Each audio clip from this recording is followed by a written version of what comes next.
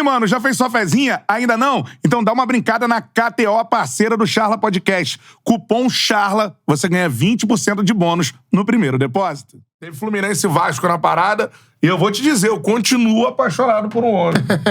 E esse homem se chama Fernando Diniz. Independente dos resultados. Um bom dinizista, ele não tá nem aí pro resultado. Não tá nem aí pro resultado. Porque a parada é assim... Um cara romântico, ele ama nas boas e nas más. É isso aí. E o torcedor do Vasco sabe disso. Foi um baile do Fluminense, só que o Vasco segurou o empate, irmão. Verdade. E o melhor jogador em campo foi o Léo Jardim, eu tô errado. Não, tá certo. E o segundo melhor foi o Bambu, que é o zagueiro. E o Bambu? Bambu evitou... nunca critiquei.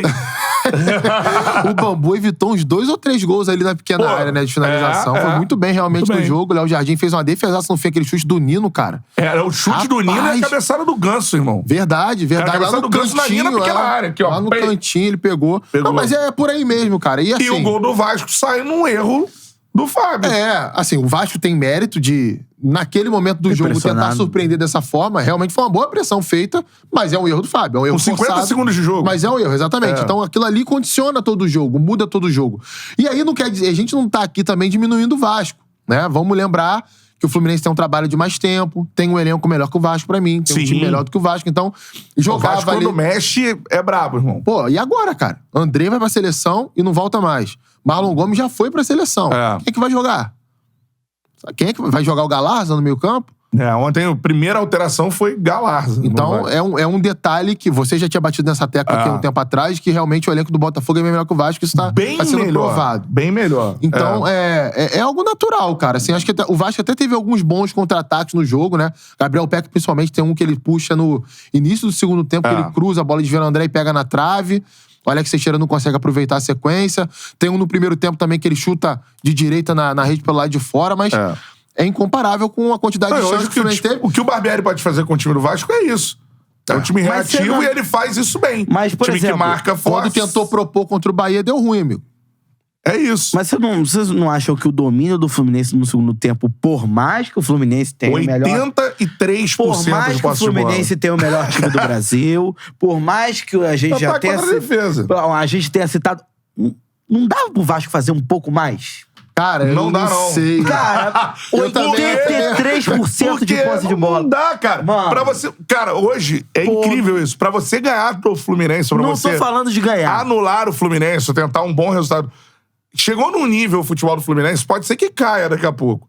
O nível desse momento do futebol do Fluminense é um nível que, pra você tentar um ponto, tentar alguma coisa contra o Fluminense, fora o Fortaleza, que o Fluminense estava quebrado, tô dizendo o Fluminense inteiro, titular. Uns 11.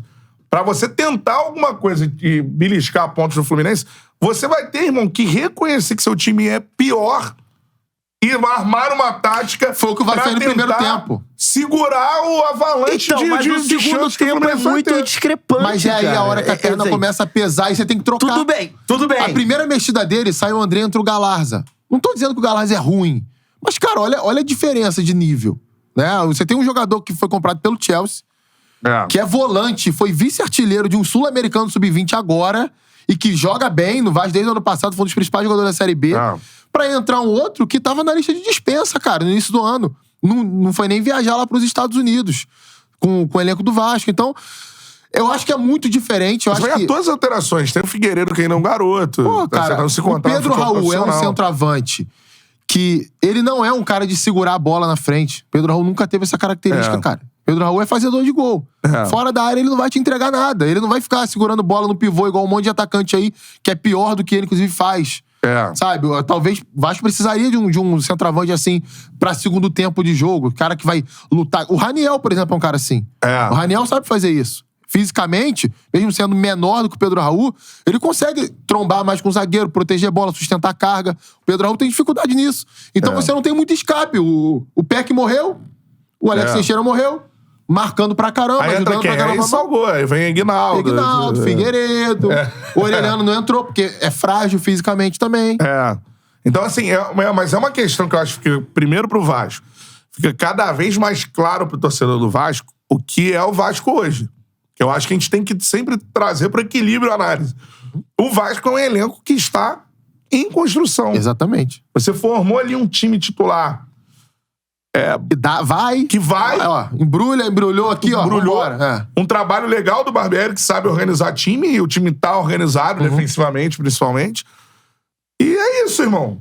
E agora o Vasco precisa contratar um outro time pra combater os titulares, né? Pra enfim, brigarem pela posição. E pra você ter peça de reposição. Exatamente. E características diferentes. Entender qual é o campeonato do Vasco. Pra mim, é o campeonato de permanência. O Vasco acabou de voltar da Série B. Beleza, tem muito dinheiro sendo investido, contratou jogadores bons. Ok, mas é isso que o Cantarelli tá falando. Sabe? Não é uma questão, vou jogar de igual pra igual com o Fluminense o tempo inteiro. Não vai, cara. Não vai. O primeiro tempo até conseguiu, porque foi uma boa estratégia, flutuando o time todo pro lado da bola também. E aí no segundo tempo o Diniz já volta com uma outra alternativa, abrindo áreas de um lado, abrindo o Lima do outro. E aí o Vasco ficou meio que sem... Como é que a gente vai, né, fazer pra tentar anular essa estratégia? Então, são coisas que o jogo ele vai mostrando. E se você não tem tanto repertório técnico e tático, tu fica pelo caminho, tu acaba sendo dominado mesmo. E foi um grande resultado pro Vasco pra mim. Não, e em termos de resultado, é excelente. O Vasco conseguiu alguns grandes resultados 17%, já, né? 17%, né? No segundo tempo, sim. 17% O problema é de que, posse de bola. por essas deficiências que a gente fala do time do Vasco, eu não vejo. Eu vejo o grande trabalho do Barbieri, é um trabalho muito difícil de fazer, que é você pegar... Primeiro, você pegar jogadores que não se conhecem, formar uma equipe. E segundo, que ele tem essa responsabilidade de manter o Vasco na Série A. Então ele tem que formar uma equipe boa, uma equipe... sólida, pelo menos, né? Enfim, que não vá sofrer. E ele conseguiu... Ele tá fazendo isso, cara. Ele conseguiu um negócio ali que é dar confiança aos jogadores, né? Você vê isso nitidamente no Vasco em campo. É um time que compete contra qualquer um, meu amigo. Vai jogar contra Flamengo, Palmeiras e Atlético? Temos 3 exemplos recentes. Perdeu do Flamengo 2 jogos? Perdeu, mas foram jogos fáceis? Não foram. O Vasco, inclusive, em um deles, chegou perto de ganhar o jogo. Poderia ter vencido um jogo do Flamengo. Venceu ali pela fase de classificação do Campeonato Estadual, 1-0, lá, gol do Puma Rodrigues. Contra o Atlético Mineiro, ganhou fora de casa. Contra o Palmeiras, empatou em casa, fazendo um grande jogo ali. Primeiro tempo, o Vasco sobrou contra o Palmeiras. Então, são detalhes que a gente vai vendo e percebe, esse time é competitivo, mas... Em alguns cenários, vai faltar mais qualidade, vai faltar mais repertório. Contra o Bahia, isso aconteceu. Enquanto tava entrando lá as ligações diretas nas costas da defesa, o time tava criando. Depois que o Bahia entendeu, recuou um pouquinho o bloco de marcação, o jogo do Vasco acabou. Aí o Bahia começou a crescer, fez o gol no final do primeiro tempo, e na segunda etapa poderia ter até ampliado. Então,